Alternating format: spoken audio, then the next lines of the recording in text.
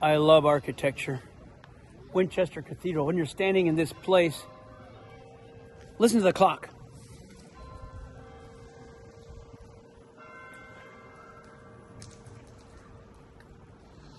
When you're standing here in this massive place, you think of the ones who built the cathedral and many hundreds and thousands of cathedrals like this. They did it for the glory of God. They looked at church, they looked at God as it was all important, and they gave it their all. No one could build something like this unless it was given to them from above for this design. And we haven't even been inside of it yet. Let's have a look. It's massive. It's a massive structure. It would be basically impossible to build today. Just don't think it could be done. We are in Winchester Cathedral. This is the largest or the longest in length medieval cathedral in the world. The thing is huge. It was started construction in 1079 and completed hundreds of years later. But I just met the stonemasons. They want me to come back tomorrow morning for some video, and I just had a chat with them. They said some video in here is fine, and while I'm here, I'm going to walk over there and get some video of the timbers up in the ceiling. Now, this is almost 1,000 years old. So I'm looking forward to tomorrow morning meeting the stonemasons that are doing repair using the old techniques of the stoneworking in this as they repair the building, using the same methods and tools. And we just found the grave of Jane Austen. No. Sorry? Where was the grave? Well, I don't know the grave. I saw the plaque over here that she's buried in this cathedral. Yeah. Did you see the plaque? We saw the plaque. Yes, right over there is a plaque that says Jane Austen is buried here. Yeah. Just searching. Thank you. We didn't even know that we didn't know that. Yeah. So yeah, for those of you who are interested, we were walking in this cathedral. There was a sign that Jane Austen is buried here. And that was interesting. So I want to show you something over here. Up in there, about 50 to 70 feet above me, I'm going to pull this in, are timbers. I wish I could see them closer.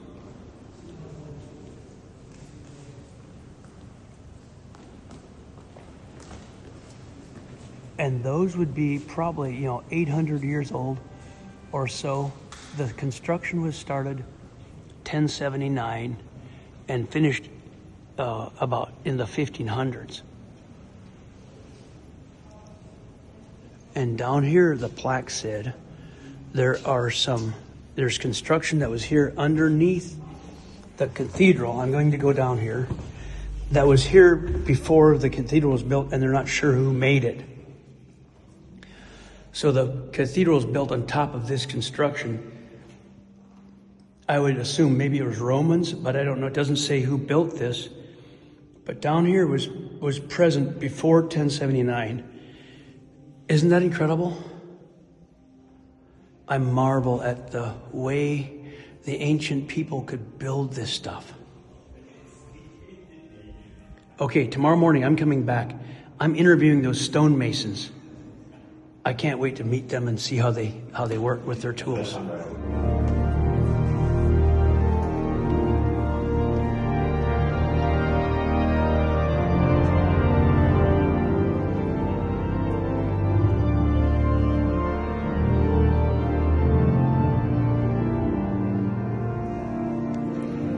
This is the longest in length medieval cathedral in the world, Winchester Cathedral.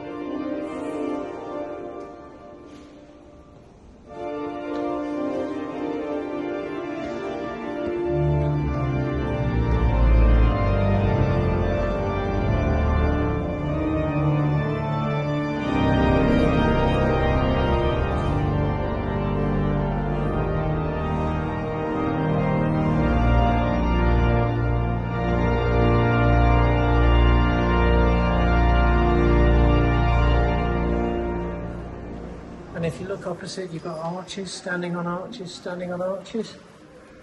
Very reminiscent of the Colosseum in Rome, because that's what they were doing, they were imitating the Romans. Have a look at the standard of the masonry. If you look at this end, it's all pretty rubbish, isn't it? There's great thick layers of mortar, there's crooked columns, it's all a mess.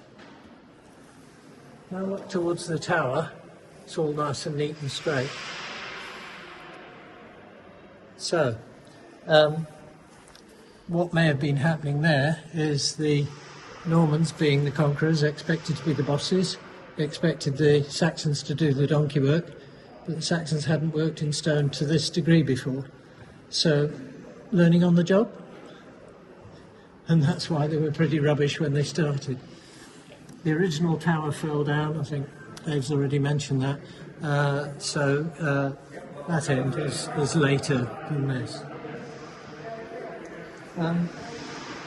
Take a look at the columns, 3 levels, so you've got the ground floor, you've got the middle level, it's called the triforium, and this level is called the clerestory because this is where the light comes in.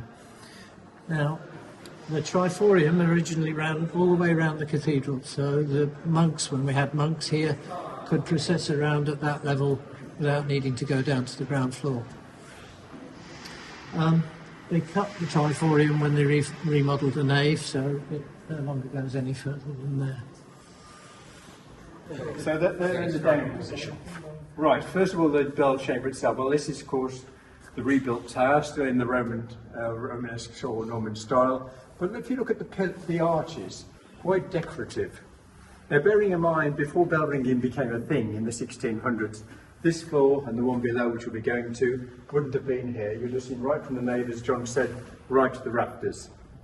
So why did they make it so decorative down the arches? Well, the theory is the closer to heaven and closer to God you are, the more decorative it would be, or should be. And of course, nobody could have seen this from the nave, so it was all about worship. Can I just ask what date are we talking about? Well, this was rebuilt. It fell down in 1120, so it started to be I'm rebuilt. forgetting that. Yes. Yeah, so it started to be rebuilt after that, and it was probably done a lot quicker because, obviously, as John said, the skills have improved then. But behind the shutters, there is just louvers to let the sound out. Now, we keep the shutters closed now because when the bells are ringing, the heavy bells are over that side, which is where the clergy live.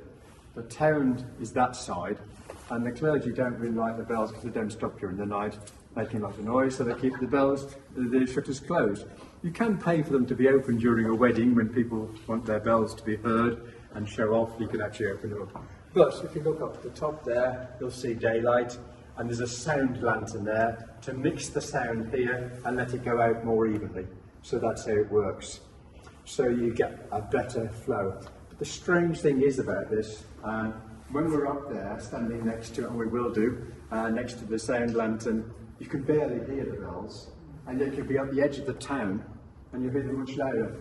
Don't ask me to explain, you might know, but it's to do with physics apparently, but it's lost to me. But it never ceases to amaze me that you don't hear the bells at the top of the tower as much as you do on the outskirts of the city. Strange.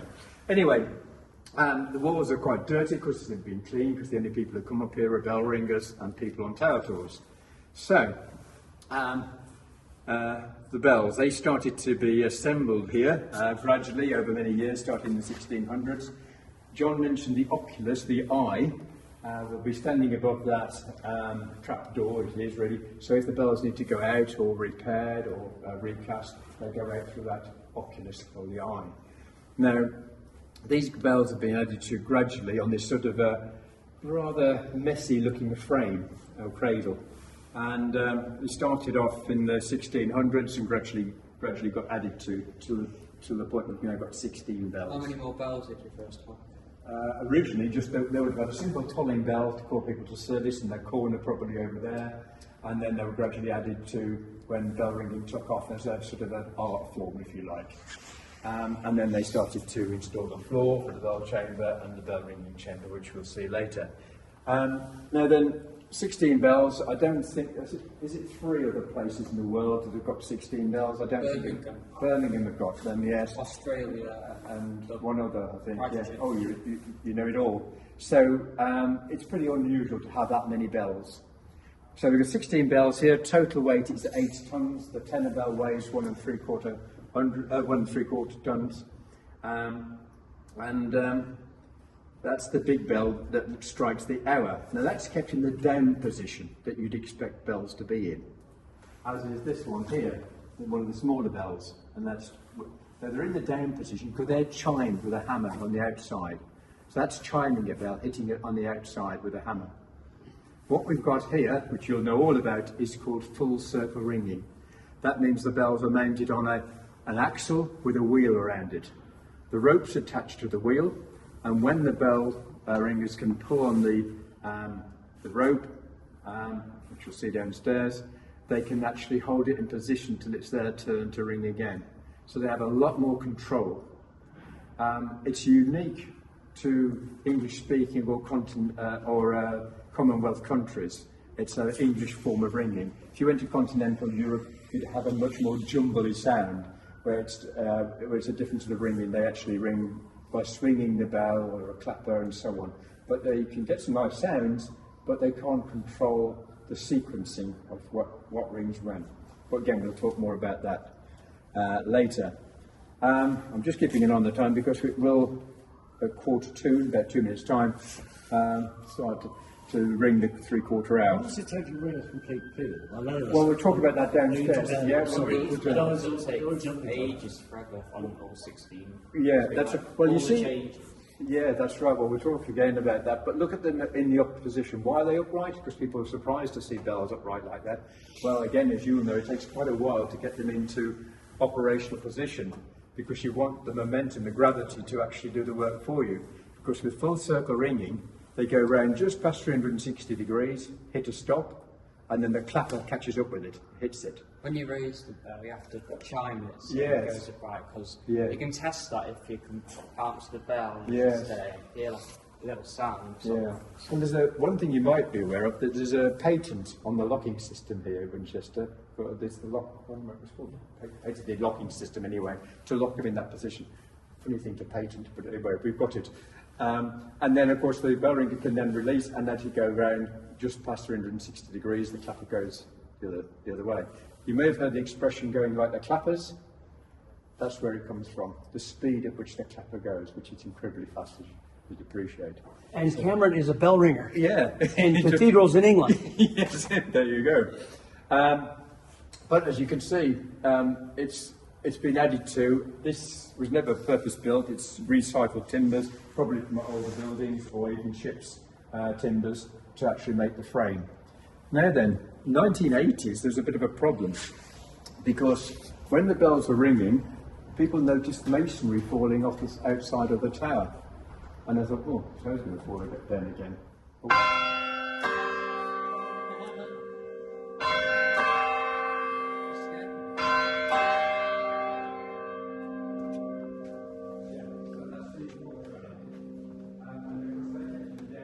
Look at all these bells.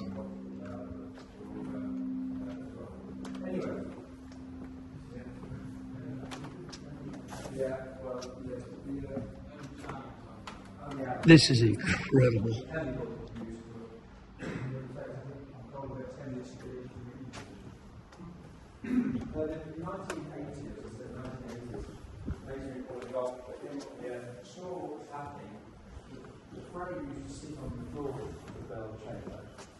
And it was acting like a battering ram, because the force that it exerts is considerable. Is it 8 times its weight, something like that? And it was knocking the sides of the walls out. So they stopped bell ringing completely. Engineers came up here, took one look at the frame, thought, don't fancy disassembling that while we sort out what's to be done. So what they did, they took the bells out, lowered them down below to the bell ringing chamber, and they then decided to put those steel beams in so they could lift the whole of the frame up on a block and tackle pulleys, and then they could put a new floor in. So they put this new floor in, a double floor, with reinforced concrete around the outsides, put a new floor down, and while they were at it, much of the bell ringers' delight, they put some insulation in because it gets very cold, and they put some insulation in to try and keep the bell ringing chamber a bit warmer. great idea. The problem is, when the bell ringers came back to recommence ringing after the repair work was done, they couldn't hear their bells because the installation was so good they couldn't hear their old bells ringing. So, if you come over here and look at this, you need to come down. Look at that lovely grey plastic tubing over there. I've seen them a lot of like. Yeah, and it just takes the sound down to the bell chamber below. It's just like a ship's communication device that you used to get in old ships. You talk down a tube, and that's all that does. And when we go downstairs, you'll see the other end of it. I'm sure they never asked permission for that to be done because plastic tubing in a historic building like that doesn't sound quite good. Anyway, but if you want to look at what it looks like from above, you'll probably be interested in that. Yeah. That's the bell. Do they still ring these? That's my question. Oh gosh, yes. But the ropes are Oh, yeah, tying. twice a week at least. Oh, twice a week. At least. Okay. Yeah, Wednesday evenings definitely. I practice every Sunday, and then at other events as well. But it used to be every hour in the old days? Well, the only when the clock mechanism was put in is it ringing Oh, every okay. hour, because it's these three bells that we've just heard are connected to the clock mechanism. The clock face was 1700s, so it would have been a little bit after that, I guess, that it was connected up to the bell mechanism. So that this was for calling people to the church or events? Yeah, Call to worship. even before this bells were put in as a bit of an art form, we had to remember that there was still a bell here of some sort to call people to service. This is about an art form, really, of ringing Right. bells and sequences. Okay. They do it for occasions like, Right, you know, coronation or, you know, that kind of thing. But in the old days, bells were connected to the actual clockworks. It'd strike automatically. Well, not necessarily. Okay. They may or may not have a clock mechanism. Go to some places and shows you that, and they have actually got an automated, and all it does is ring bells for the time. Here, this is about ringing bells as a hobby. That makes sense. Yeah. Wow, incredible. Right, where's our yes, there you are. I'll show you this. Now then, bells can be get out of tune. They need to be recast. Typically, about every 100 years, they start to get out of tune. But our current bell captain here said that these are in such good condition they probably won't need to. You seen those? Yeah, that's from the above. They won't need to be recast for some time to come.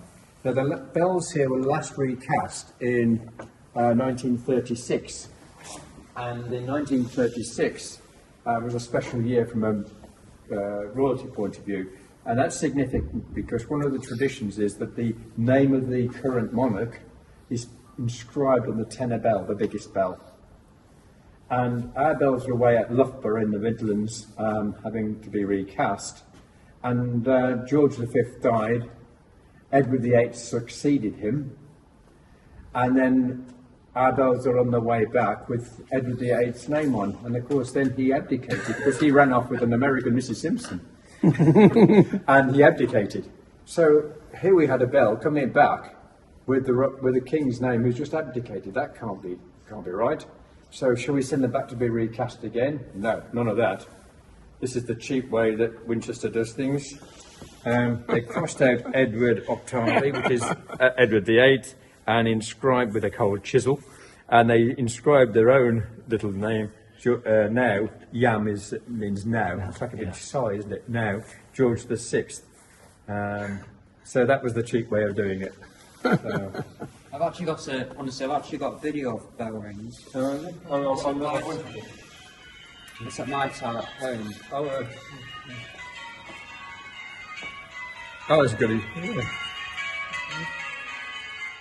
That's Cameron ringing the bells. And what city? The last thing I want to mention is this thing. This is called a muffle, and that's tied to one side of the clapper so that it can produce, when it hits one side, a more mournful sound, a deadened sound.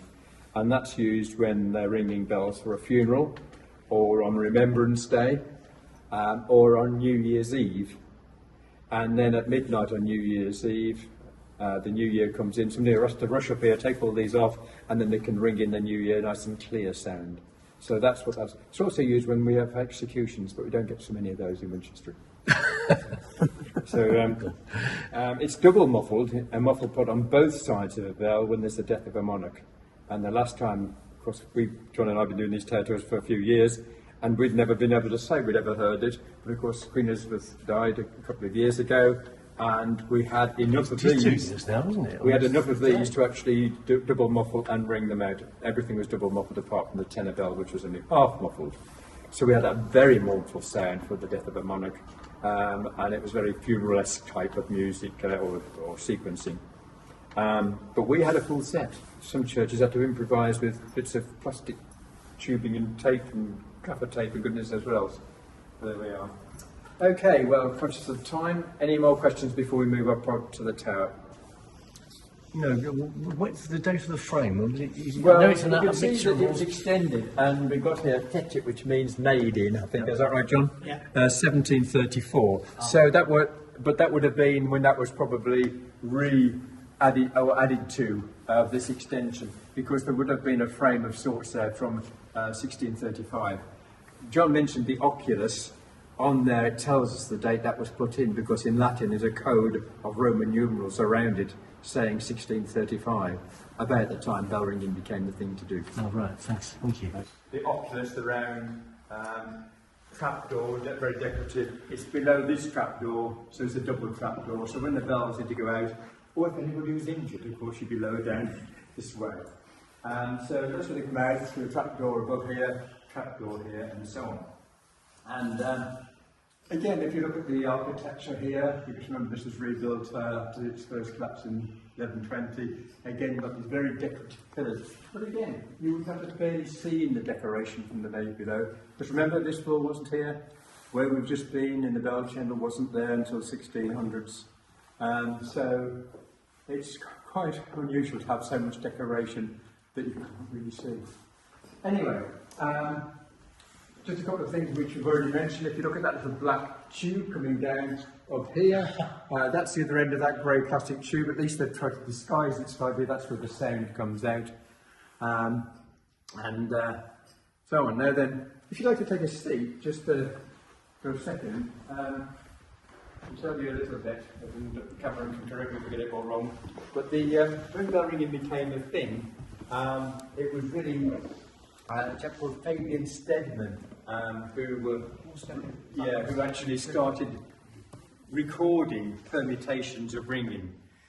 He was a mathematician, very connected to the clergy, and he was a very keen bell ringer, of course. So he compiled lots of sequencing, shall we call it.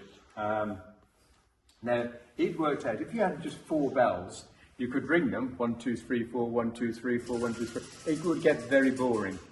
So he started to mix it up a bit. So you then follow your route through of where you would ring next. So in this line it'd be 2, 4, 1, 3, and so on. And of course, if you've got 4 bells, for those who remember their maths, it's 4 factorial, which is 4 times 3 times 2 times 1, which gives you 24 permutations before you're back to where you started. So that's fine, and that's. Am I right in saying that's the sort of music that bell ringer would use, the pattern? That first one's like the method called play. Yeah, so there you are. That's what they follow. First method you'll learn. Needs a lot of concentration. I would be useless at it because I've got no sense of timing or rhythm. Anyway, that's fine. You can look up here. Oh yeah, you see the bell being chimed there. That's it. Oh, that's it. But that's the rods and pulley you can hear whirring, getting yourself excited.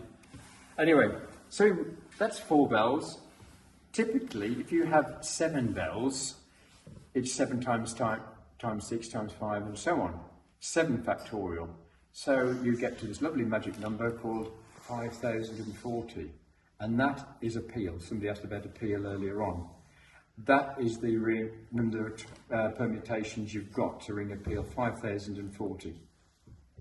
Now, to ring a peal is quite an achievement. It's like the marathon of bell ringing.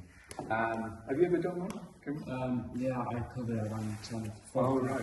So there's it's quite an achievement because it takes about 3 3/4 to 4 hours, depending what they do.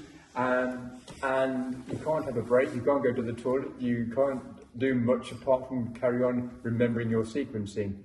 So it's quite an achievement. And if we say that since the 1600s, when bell ringing started to become the art form it is now, there's only been about 180 odd peals rung here. And we get a lot of visiting bell ringers come here to attempt it. And in fact, there was one peal attempted. I wasn't here, I was away, but on August bank holiday just gone. This is a blackboard is what they're doing in the coming week or so. And they ring here every Wednesday evening to practice, every Sunday for services and so on, and anything else in between, including weddings or special occasions. Often they'll ring what's called a half peal or a quarter peal, which is a little bit more achievable, but still very hard to do. Okay, then if you look around, well, first of all, look up and you'll see where the bell ropes are. These fluffy bits at the end, which I shouldn't probably call them fluffy bits, but they're called the sallies. That's what the bell ringers use to actually help pull the rings down. Obviously, they're held up out of harm's way at the moment by that little spider thing, and they drop down and they splay out into a circle. And in fact, during COVID, they put X's on the carpet because of social distancing, and they left their ghostly marks, you can see. So that's where the bell ringers stand, in a circle. The tenor bell is over here. So this is the biggest bell, the tenor bell above me. That's the next biggest. Cameron, do you know why they've got boxes here? Usually ropes are a bit shorter. The ropes are longer, Yeah, longer. and it's a safety device. It's simple as that. So when the bell ringer pulls down a rope of a short bell, falls on the floor. On these two bells, there's a lot more rope because there's a bigger wheel. Yeah. So you want it to fall around your feet. You do not want to get tangled up with that loop catching you up and taking you up into the roof space. Because you've seen cartoons of monks usually hanging upside down by bell ropes. It can happen, it has happened, not here in recent times, but it's all it is a safety device. You get all sorts of suggestions of what these boxes are for. In other words, the rope could catch and the bell could just keep going and take you up. Well, it could. Well, the thing is, if you've got your feet caught up in the loops, it could actually do some damage, and that people have been seriously injured over the years. Fortunately, nothing recently here. The bell can go round if you over pull it. Oh yes. The stay didn't work. Yeah, so the stuff. Right, just very quickly over here, you can see some commemorative plaques. Not every peal is commemorated, but special bell ringing used to be celebrated. So if we take this one here, which is to 1947, it took 3 hours and 48 minutes. They rang a peal of Kent Triple Bob Maximus, whatever that means. So there we are. And they rang the classic 5,040 changes. These are the bell ringers, and it was to commemorate the marriage of Philip to Elizabeth. So you can see again, 3 hours, 48 minutes. There's another plaque here we'll just point out, which we usually do. This was to commemorate, it wasn't a peal especially, but it was a special ringing for the 800th anniversary of the cathedral. Now, I want you to notice on bell number 5, there's a chap called William C. Lampard. Now, William C. Lampard was a well-respected bell ringer. He was part of a family of builders in Winchester. And you'll see a few Lampards around here. And if we fast forward, that was 1893, right? 1893. If we fast forward to over here, the Festival of Britain in 1951, here he is. William C. Lampard is now captain of bells. He would have been in his 80s by then, still ringing bells. Very fit person, because he would have come up the staircase that you've just come up. And he was well respected. In fact, there's even a portrait to the left of the doorway, which we'll be going through shortly. That's William C. Lampard. And in fact, the frame of that picture, which is a bit of interesting history, is made from the timbers that were taken out by the diver when he took out the foundations of the cathedral. They kept some of the better timbers back and made various artifacts. So it's a nice tribute to him that he's surrounded by some of the original foundations. Again, just to repeat, because it's so important, this bell wasn't here, but we do know that there was a bell in the corner because there's a nice little groove in the wall here where the rope would have rubbed down when it was being pulled, as or told in the to call people to service. Right. What else? Anything else, John? Oh, there's a clapper. Yeah, the clapper. That's a clapper. You can see the weight of it on one of the bigger bells. It's been sitting there for a while. It's too heavy to lift. It's very heavy. It never ceases to amaze me that something that heavy can hit a bell and it can last 100 years or more. It's got a bit of a counter on them. Just some heavy bells have it. Yeah. Because they're a lot harder to chime. Yeah, but it's incredible to think that something that heavy can hit a bell and it can last 100 years or more. Amazing, because I would have thought one hit with that could crack it. Well, that's when you find out whether you've got a decent bell. I guess so, yes. There's one toilet up here. The bad news is it's men only, and even more bad news is out of action. That's it. So if you're a bell, that's it behind that screen. But if you're a bell ringer here, you've got to go upstairs. Here, shall I? Okay, anybody local? You local? No. So, St Catherine's Hill over there, it's an Iron Age hill fort. If you look, you can just about make out the rings running round near the top. Yeah. Now, to the right of that, you can see into the far distance, except you can't today because of the visibility.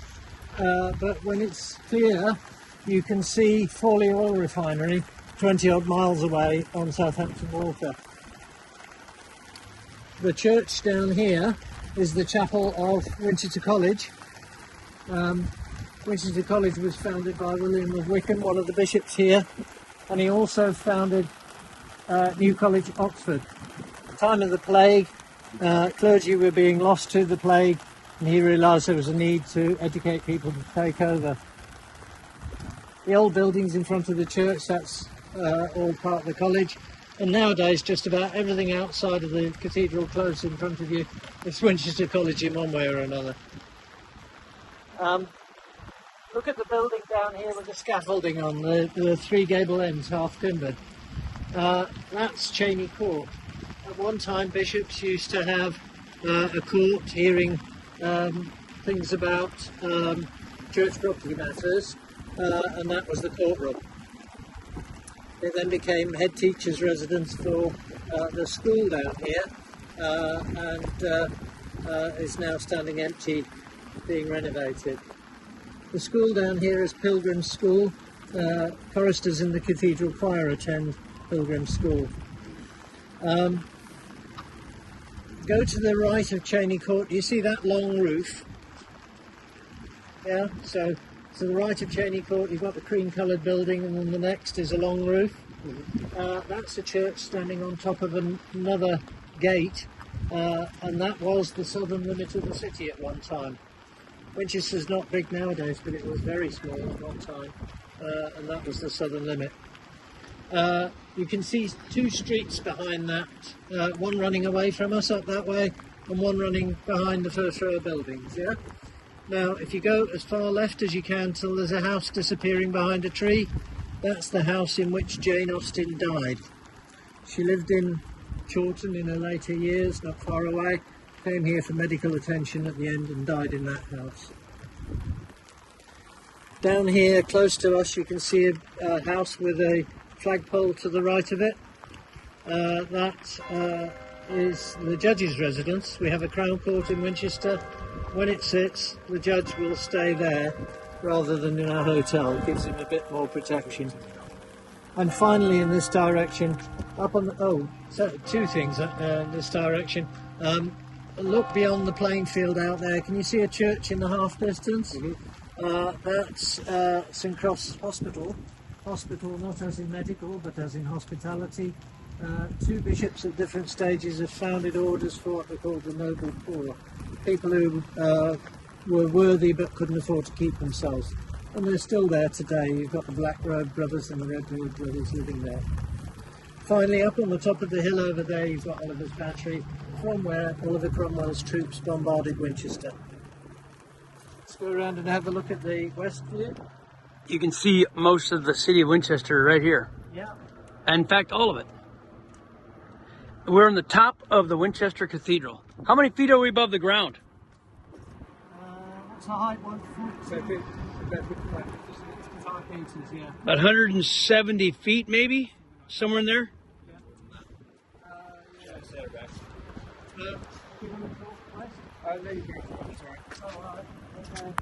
So in front of us here we've got the nave roof. We'll be walking underneath that shortly. Go straight out, you've got a long building running across with the reddish looking walls and cream window surrounds. That on that site was going to be a palace. When we had Cromwell in charge, the 2B Charles II was in exile in France. He went to Versailles and liked what he saw. He was going to have his own palace on that site. Unfortunately, he died before they got very far with that. His brother wasn't interested when he took over, so it never did become a palace. Instead, it was a barracks until recently, and it's now expensive flats. To the right of that, and closer to us, that horrible 1960s monstrosity there, that's the courthouse. And if you look up on the horizon in front of us, you can see the top of a tower peeping over the top of a tree. That's the prison. So we've got judge down there, courthouse there, prison up there, all nice and handy. The building with the black clock on the white tower with the green roofs, that's Hampshire County Council headquarters. And just across the road from it, just out of sight of us, is the West Gate. So that was the western limit of the city. Let's go on round again. Can you see a car standing down there in the gap between Yes. the two buildings? That's the Broadway. It becomes the pedestrian high street. So that gives you an idea of where pedestrian high street is. Follow it along till you come to a stubby white tower with a grey dome and a Yes. gold ball on top. Yeah? That's what's now Lloyd's Bank with the clock sticking out over the pedestrian high street. It used to be the Guildhall, and as such houses the curfew bell. In the days of wooden buildings, they had to be very careful about fire, so they rang a bell every night at 8 o'clock to say cover fire. Curfew comes from the French cover fire. Coming a bit closer, can you see a church down there? Yes. Closer than that? Right, that's the Mother Church of Winchester that Dave mentioned, right? That's St Lawrence's. If they're going to have a procession to the cathedral, they'll usually start from there. And that's what used to house the bell that I pointed out as the oldest bell but the newest in the cathedral. That one standing in the iron frame. Straight in front of us here, there's a church tower with no church. They knocked the church down a long time ago, but the tower made a good space filler, so they left it there. You see car headlights pointing towards us and traffic moving left to right.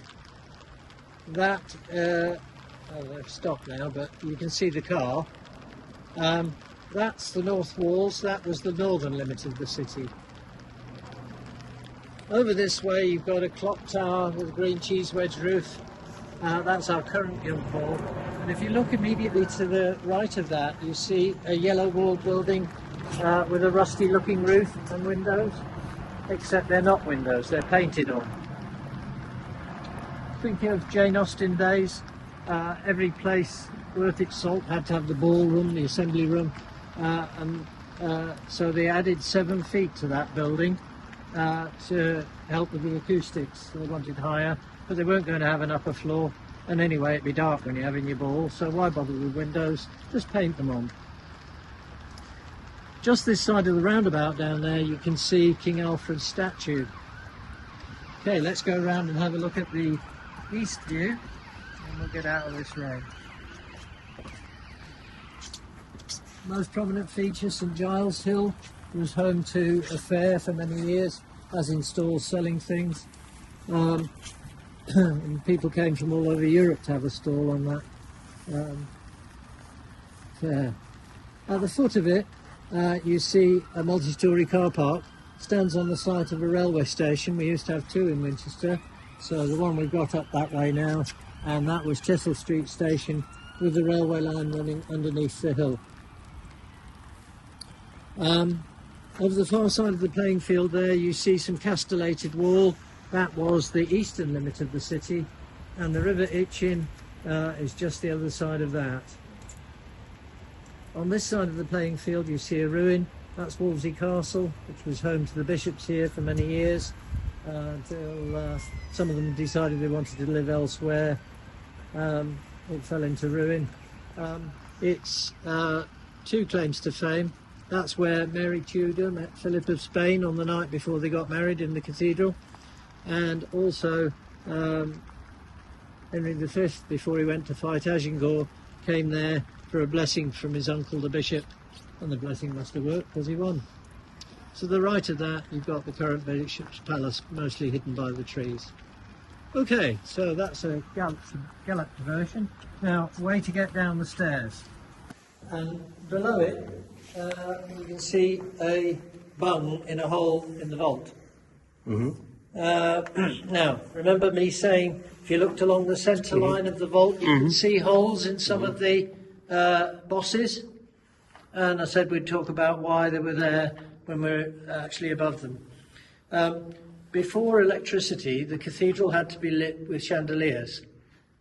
Now, they needed to be able to raise and lower the chandeliers to light the candles, put them out, replace them. And so they might have used a winch like that, and the cable would run through the hole in the vault. It now got a bung in it because this area, with all this wood, this is Hampshire Fire and Rescue's second biggest nightmare after Fawley Oil Refinery. They do not want draft coming up from below, fanning the flames if there was a fire up here. Okay, so that's the reason for the holes in the centre line bosses. You'll also see metal bars running across the vault. Okay, and again, that's Victorian. In the 1800s, they were worried that the bosses could fall off and kill somebody because they weigh a considerable amount. So they decided to put in spreader bars to spread the load so that that couldn't happen. It's since been decided it never was going to happen, but the Victorians didn't know that. Let's go just a little bit further to look down at this particular bit here.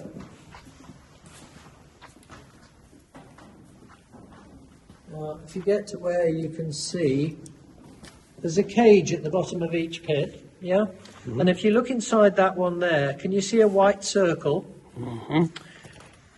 Now, when they had the York Minster fire in the 1980s, part of what collapsed the vault at York Minster was not so much the fire as the weight of water that was collecting in these pits. You look at the size of the pits, you can imagine there'd be a tremendous weight of water when that was filled up because of the firemen putting all this water up here to put out all this wood, yeah? So, against there being a fire here, let's hope there never is, they drilled a hole at the bottom of each pit, put a polystyrene bung in it, that's the white circle you can see there, so that you can't see it from below, but which would be pushed out quite easily by water, allowing the water to fall to the floor rather than collapse the vault. And then they put a metal cage around that to prevent debris blocking the hole again. I have a question. When was this concrete, this arched concrete, which carries the ceiling, when was that put in? Original? Yeah. 1100s, 1200, 1100? No. 13. So the remodelling of the nave, 1300. 1300. Okay, so we've got the beamwork going through here, and the beamwork holds this together to put the concrete in to hold the ceiling. The wooden beams would have preceded the vault. To hold the roof vault's system. The roof was on by the 1120s latest. Just one thing here, if you look where I'm pointing now, can you see where my pointer is? That's the original Norman pillar. And John mentioned down in the nave that they built around these pillars down in the nave. But this is where it's peeping through the wall here. There's a bit of scaffolding wood. And this is the height at which they had to raise the roof by. Because originally the roof would have sat on that pillar there. But because the bishops wanted to put in this beautiful decorated vaulted ceiling, they said, raise the roof a bit, as you do. And that's the distance they had to increase it by. So the beams were just lifted up, the original beams. So the concrete 1300s and the roof beams are also original 1300s. These beams you're looking at here, would have been replaced whenever they re-roofed the cathedral. But you do have some original wood. Certainly the beams down the bottom there. These are. Okay. They're original, yeah. I mean, they're Norman original. Yes. Yeah. Oh, yes. Yeah. Huge oak beams. Yeah. Wow. You just wouldn't have sufficient supply of those because most of the oak forest would have been stripped for shipbuilding and house building. And to get sufficient oaks with straight trunks, you just wouldn't get it. Not in this country, no. Let's go along a little bit further.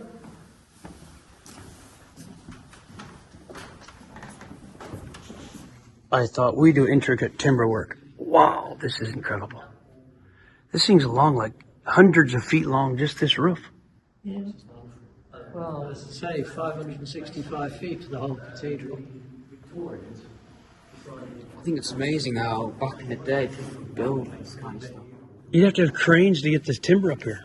Yeah. Wasn't cut. Yeah. You'll see that they are charred. The reason for that is they had a fire up here in the 1690s. Luckily spotted quite early and put out before it had done too much damage. Spotted by a man called William Eames. Now, if you go to the Verger's Vestry and look to the right of the door, you'll see graffiti calling Eames bad names. But he's a hero, he's saved the cathedral. Why are they calling him bad names? Well, Eames was a Catholic at a time when it was dangerous to be a Catholic in this country. And fellow secret Catholics thought that Eames should have let this now Protestant building burn to the ground. So they didn't like him. You'll also notice we've come down a few steps and the woodwork's changed. We've got these big central king posts instead of the smaller queen posts at the side that we had at the other end. And that's because by the 1690s, they knew how to support the same weight of roof using less wood. We're in the roof system of this massive cover, and all these timbers hold the roof up with the ceiling below. Now, on the windowsill here, you see a chair representing a fire watcher's chair from the Second World War. They had somebody stationed up here throughout the war, watching out for bombs falling either on the cathedral or what you can see of the city out the window. And none did, except a bomber that was just trying to escape, just dumped his bombs anywhere, and a couple of people were killed in Hyde, a bit to the north. But otherwise, Winchester was never bombed. We've been told by German visitors who reckon they've seen documentary evidence of it. Well, the reason for that was that Hitler ordered it so. He said that neither Winchester nor Oxford were to be bombed because he intended to make Oxford his capital and to be crowned Kaiser or whatever it was going to be in Winchester Cathedral. To follow in William Conqueror's footsteps, really. Yeah, yeah. Wow. The amount of timber that was needed here was colossal, of course, and most of it came from a wood, which is a hunting forest, just a few miles from here, called Hambridge Wood. And the bishops at the time asked the king if they could take wood for the scaffolding and the building of this cathedral. Well, the king said, oh, okay, but only as much as you can cut down within 3 days. Well, the bishops, who were quite wily, decided that they take every able-bodied person to Hambridge Wood and they cut down every single tree, and it's a big forest, bar one, and they left one tree called the Gospel Oak, the remains of which are just about visible now. King was not very happy because they destroyed his hunting forest, and he reckoned he'd been far too generous in the giving and the bishop far too greedy in the taking. But eventually they did make up, I think, and they were okay.